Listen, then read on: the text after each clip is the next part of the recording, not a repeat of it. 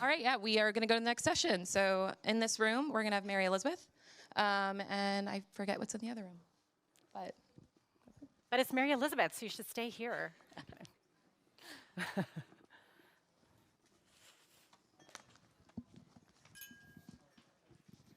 Okay, gotta disarm this.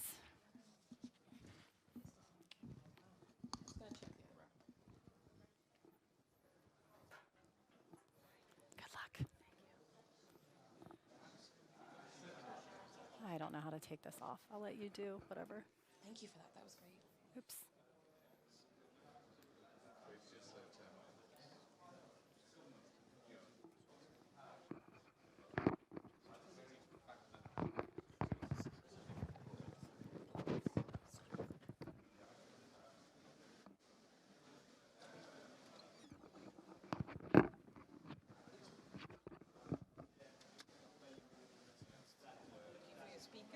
No, she's in there. It's more of like, I think John might have gotten started a little after I did.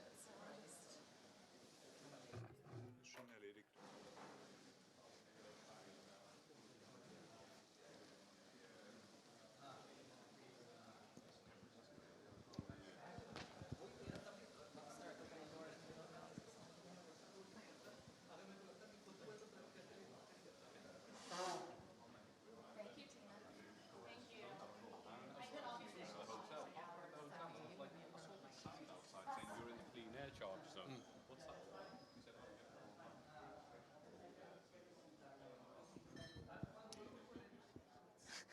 They're wrapping up in the other room, so just take a little minute, chat.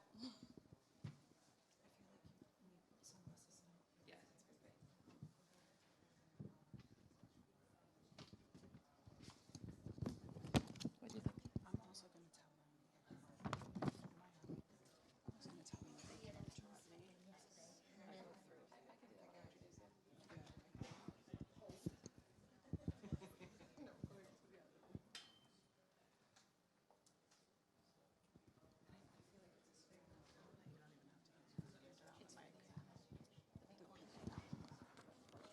because I felt the same thing, and then I realized that's why they did.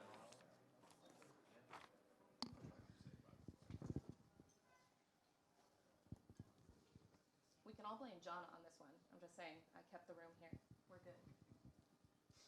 But now we're making everything else late. Not Should we us. just start? I was gonna say, once I see the door open, I figure we can just get going. Let's just start. We can get started.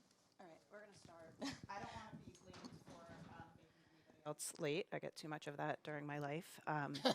And I know there's only a couple more sessions before lunch, so we will move this along. All right, so thank you for coming. For those who don't know, Mary Elizabeth Germaine, partner and managing director at Ketchum for global research and analytics.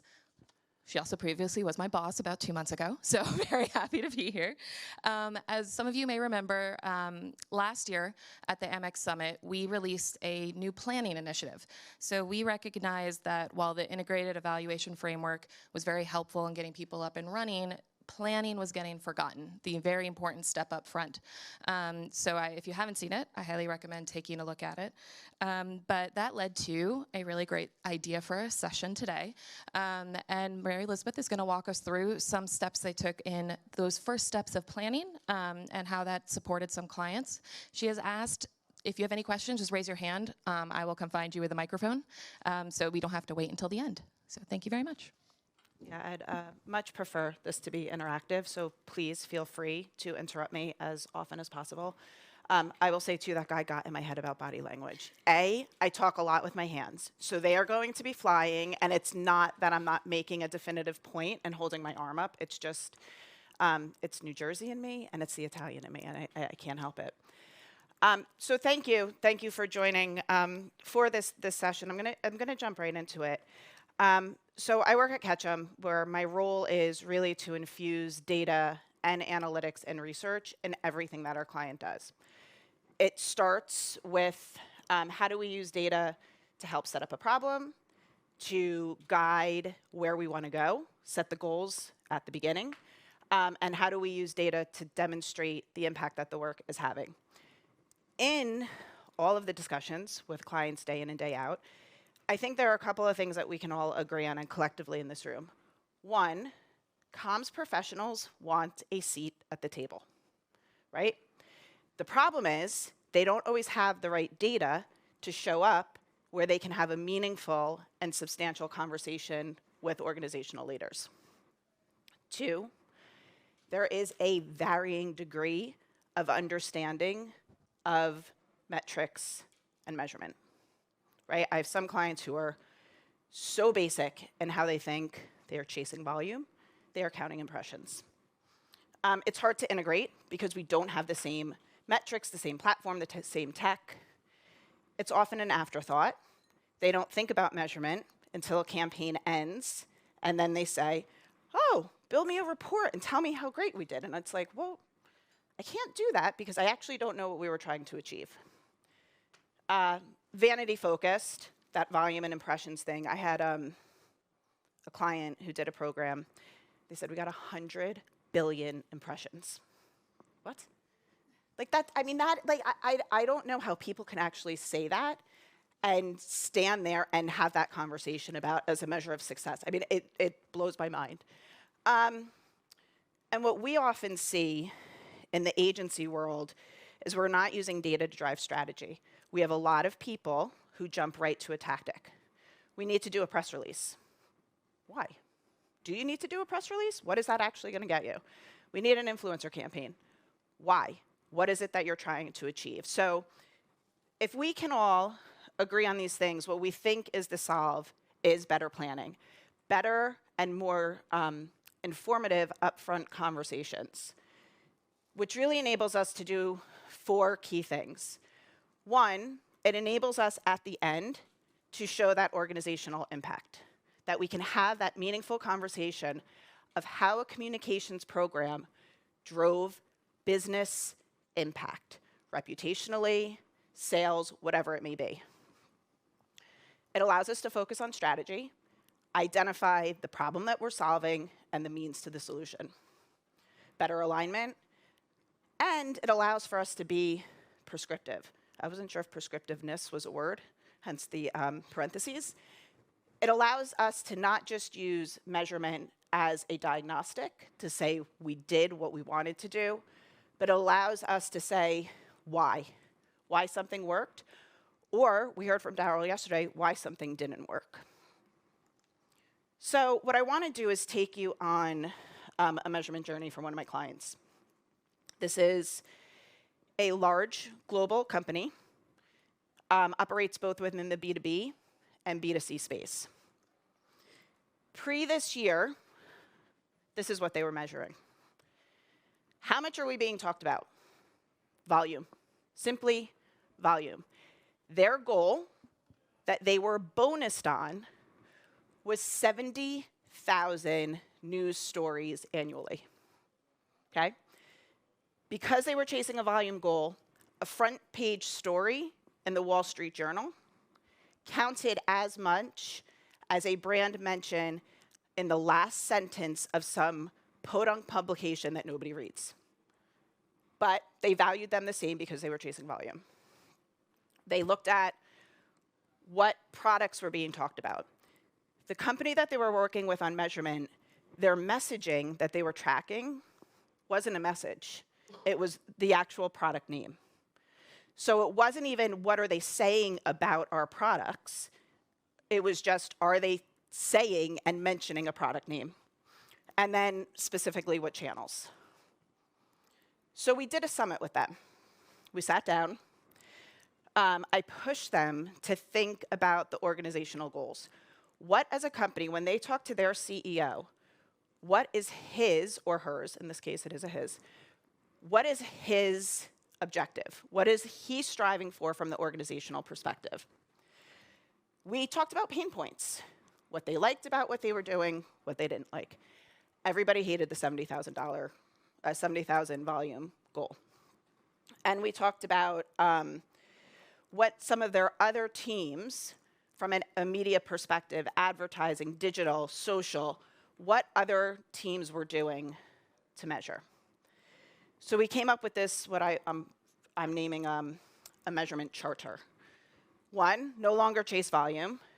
Two, we're actually going to showcase metrics that support the business and what the CEO wants to achieve. So they can go in and say, this is what you want to do. Here's all the ways that we are helping you. Mary Elizabeth, how hard was that to get them? Did they know their business objective?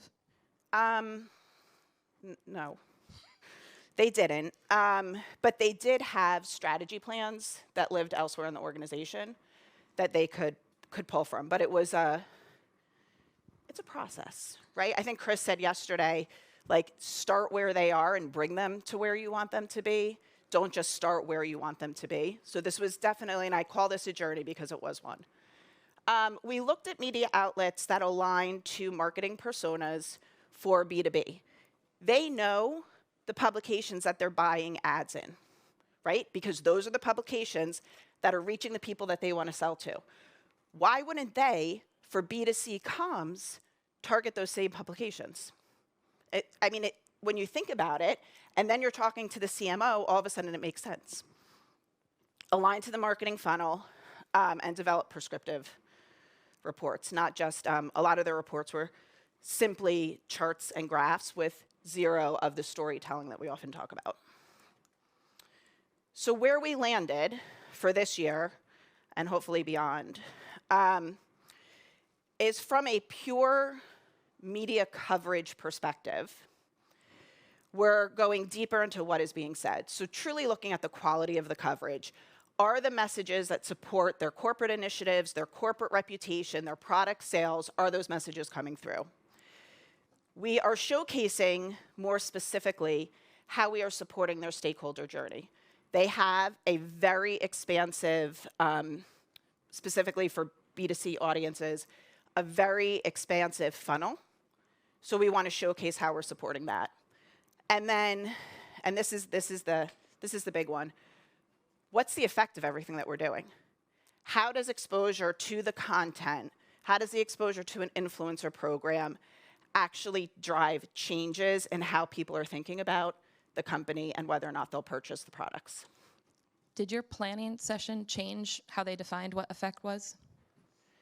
Yeah, because it went specifically to what is the impact and the behavioral change or the mindset changes that we're seeing in our different stakeholders. So not are they engaging? That's great that they engage with the content, but is the brand thought of differently in their mind? And can you tell us how much time did it take to get to this stage? We started this in December. Everything was finalized probably end of March from a framework perspective, look and feel of what reports will look like and all of that. And we're working on Q1 reporting right now. So we're a little late in my mind, but yeah. Did this roll up to the comms team or the marketing team? Did comms report into the marketing team? So this is the comms team specifically. They took, and we created elements of what you're going to see in a second, an executive deck, and then we co-presented this to the full marketing team, the CMO, all of her various stakeholders, and we sat down with the CEO and took him through all this and said, this is now how we are going to measure. We're not chasing volume anymore. Like that charter, this is what we went to leadership with and said, this is what we're focused on. So it was clearly important to get buy-in with the CMO. Yes. As a stakeholder or influencer. Because they don't want to be siloed, right? Otherwise, you have comms that sits over here and is doing all of this stuff. They're siloed. They're not seen as the value add, meaning then they don't get the seat at the table, right? And their role is kind of minimized to just get me mentions, as many mentions as you possibly can in media, and that's all I care about. So we're trying, and their big thing was they had a new leader, is how do they better integrate across their organization and showcase how comms actually can be a business driver. Do you see a trend among all of your clients that they are breaking down the silos more and more, or is there still? Not as many as I'd like. Yes, definitely. I mean, there's been, Ketchum, our US team, just to give a little context, we're 60 people in the US that all we do are data and analytics and this type of work for clients. It is a growing group of people. We have teams in the UK, Germany, Austria. So it's definitely growing. There are some clients who come along faster in the journey, some that don't. I find consumer brands are the slowest, which is interesting because it's normally the biggest budgets. And that point about aligning to the marketing funnel, obviously you've had buy-in from the CMO, but for me as a marketer who works in comms evaluation, that's particularly interesting to me. How did that work on a strategic and a tactical level? Okay, we're gonna get there. Right, Give me this I'll one. let you off. So we started, I forced them to think about what were their CEO's objectives from the organizational perspective. So they wanted to continue to build the brand, both the corporate brand and product brands. He wants to see sustainable competitive advantage in the marketplace. And he wanted to fuel the business, drive sales, drive talent recruitment, employee retention, all of that. So comms then said, I said, okay, if this is what his strategic priorities are for the year, how does comms support?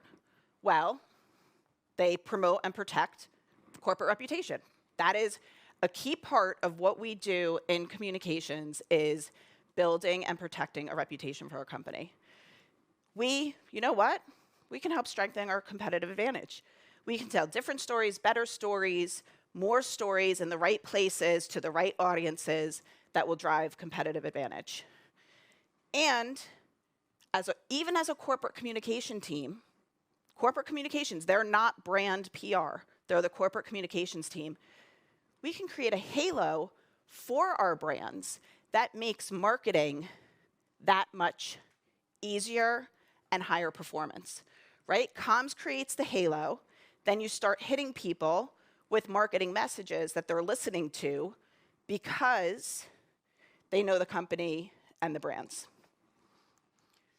So what we did is this at the bottom, the blue, green, light blue with a big U. That attract, nurture, convert, those are the words of their marketing funnel. So when the CMO and her team talks about moving consumers through the funnel, those are the 3 stages that they focus on. So what we did is said, okay, if that's your funnel, and this is the way that you're gonna support the business, what are the specific metrics that can be proxies, right? It's not an exact science, but what are the best metrics that we can use to showcase how we're supporting the organization strategically and we're delivering for the B2C communications against the funnel? Now, not every program will measure all of these things. There are going to be programs that are really built to attract, right? There are going to be programs that are looking to push people all the way through the funnel. But we will use this kind of as our metrics menu to pick and choose for each program what we're actually measuring. And we vetted this, and we took this to the CMO and all of her stakeholders. We took this to the CEO and got alignment. Any questions before I get to the last point of this case study? How much time do I have? Okay.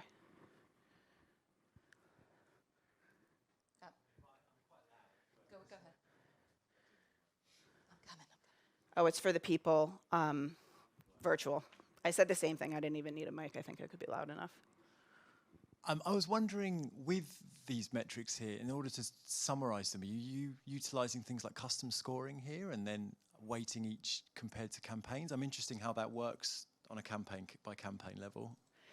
We are not doing any sort of quantitative scoring against that. They had worked with an organization that had a quantitative score previously, and they couldn't get their head around it. So we are literally looking at what % of their coverage is proactive, right? Because they are a huge global organization. They are going to get mentioned in coverage, as you can tell by the 5th one, their entire company. They're going to get mentioned. They're going to get mentioned as part of F1 racing and whatnot. But we'll look at what portion of the coverage they're delivering and how it's elevating against these metrics in better ways than just organic content. But no, there is no, we specifically remove the scoring system. Okay. If you remember, we're going to go back. The last thing that we wanted to talk about is with what effect. We don't want to stop at measuring just the quality of the coverage that they're getting, even if we're going deeper against that marketing funnel. So the other thing that we've done for them is we've used, and I'll say it's a proprietary platform. Ketchum launched with OPRG agencies about a little over a year ago, called Omni Earned ID. Basically, we have reskinned Omnicom's precision marketing platform, their ad tech stack. We've reskinned it for PR. We've built in data coming from many of you in this room that allows us to better identify people who are reading or sharing content based on publication, based on, it could be earned, it could be influencer. And we are able to conduct brand lift studies among those people. So I can build audiences of 1 million people who saw content in their daily newspaper, and then I can go out and survey them specifically. So we looked at, and we did this, we conducted a brand lift among people who were exposed to content, and we were able to showcase that versus a control group, people's opinion of the brand was 6 percentage points higher than those who had not seen content, and the purchase consideration for this company's products was 21% higher among those who had seen content. So it takes us from, and talking about having a seat at the table, this is the direct impact that communications is having on people's opinion and potential behavior towards this organization. Yeah, go. So because, like, as a tire manufacturer, it's not an immediate sale. So I think we would be limited in the kind of direct attribution we would see from a sale in the sales category. We've done this for, it was the case I presented, I think it was last year during the summit, for the egg board. I have a fancy video if anybody would like to see it. It's on Ketchum's YouTube page, where we actually connected exposure direct to the sale of eggs during the Easter season, and have been doing it for every single egg board campaign since then. But yes, we can, just not in this case. Okay. Any other questions on this one? Because do I have time for one more? Well, like a speed one. Yeah, you do. Okay. So this is your pick your own journey. Do you guys want to see a case for integrated measurement where we've used tech to integrate earned with paid and owned metrics? Or do you want to see a case for planning and to guide strategy? Who wants to see integrated measurement? Okay, I think that's a resounding yes for that one. Okay. So this is one, and this is one we actually just won an AMEC award for. So Horizon is an insurance company in the US, and they came to us and they wanted to build an omni-channel measurement engine, specifically looking at performance and driving to their newsroom. So they have an online newsroom, they have a multi-stakeholder, multiple stakeholders that they're targeting, employees, members or customers, healthcare providers, and policymakers. So they said to us, we need to be able to look at what content is driving these audiences to this newsroom, and what type of content in the newsroom is performing well so we know what to put out there.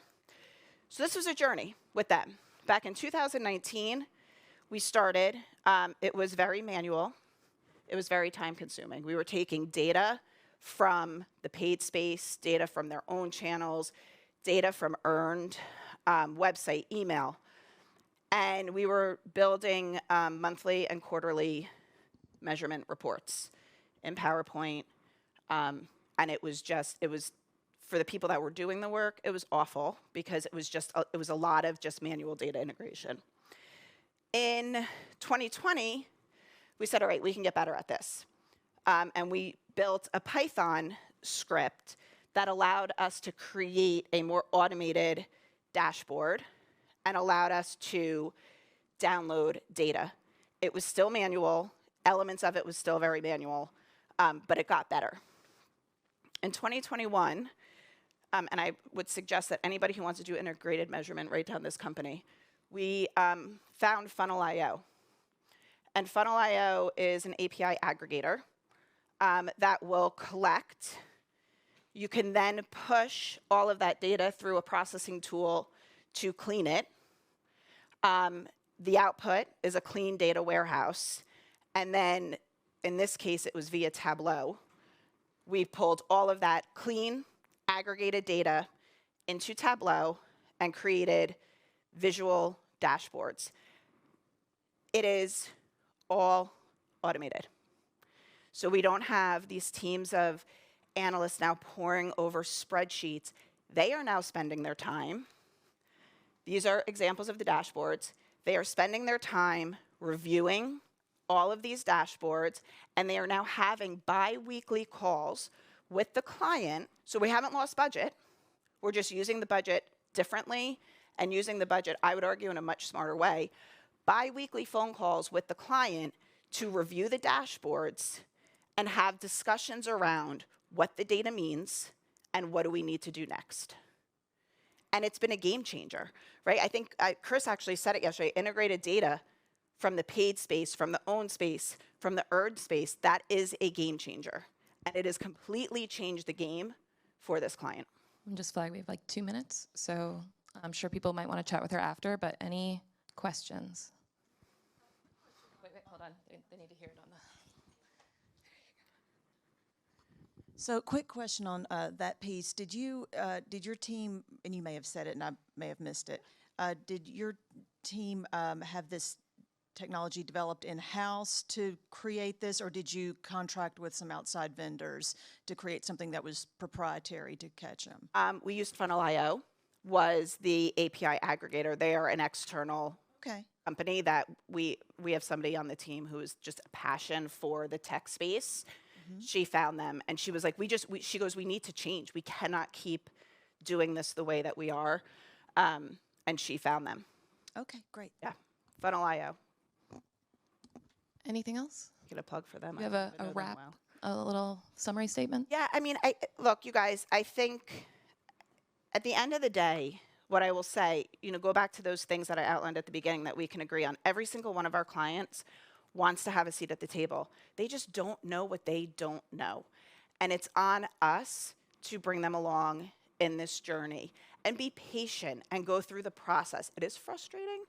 I mean, this one was a 2 to 3 year journey where we've gotten with the first case was much faster, but that was just 4 months to nail them on a framework, even to how to think about measurement differently.